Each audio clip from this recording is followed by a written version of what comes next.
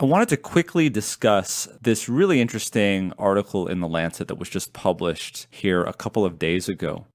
Vitamin D and COVID-19.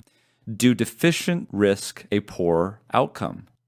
So what this article goes on to talk about is the difference in mortality in some countries and what the potential role of vitamin D is in terms of COVID-19.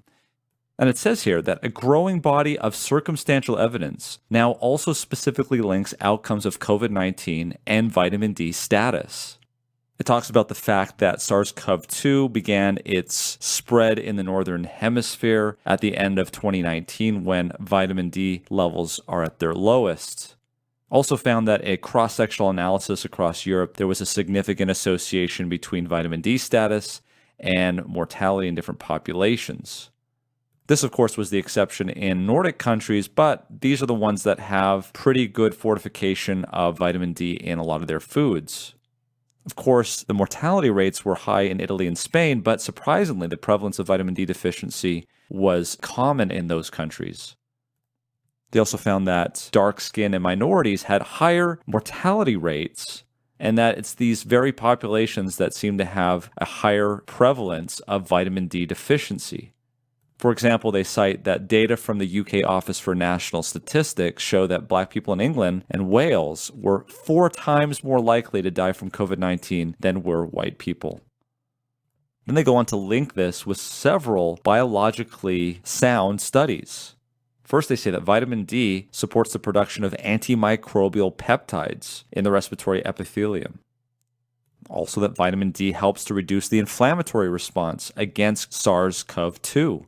Especially in the renin-angiotensin system, of which the receptor for SARS-CoV-2, namely the ACE2, is part of. There's also the TILDA study. The TILDA study is being carried out in Ireland, and we showed you this a number of weeks ago on MedCram, which showed that vitamin D is key potentially in reducing a lot of acute respiratory infections. And I think she sums it up really well here. The circumstantial evidence is very strong, she proclaims, regarding the potential effects on COVID-19 outcomes. She goes on to say, we don't have randomized controlled trial evidence, but how long do you wait in the context of such crisis? We know vitamin D is important for musculoskeletal function, so people should be taking it anyway. Kenny recommends that, at the very least, vitamin D supplements are given to care home residents, unless there's an extremely good reason not to do so. So here's a World Health expert who's recommending very highly supplementation with vitamin D, because there's a lot of circumstantial evidence that's available right now, and the gold standard of investigation, which is the randomized controlled trial, is going to take some time. The WHO and a lot of these clearinghouses for expert opinion won't do that until randomized controlled trials are completed. That's not going to happen for at least months. So what does one do in the meantime when there's circumstantial evidence based on retrospective data and in a situation where the intervention that you're talking about has very small chances of causing harm and a potentially big upside? Well, you try to talk about it.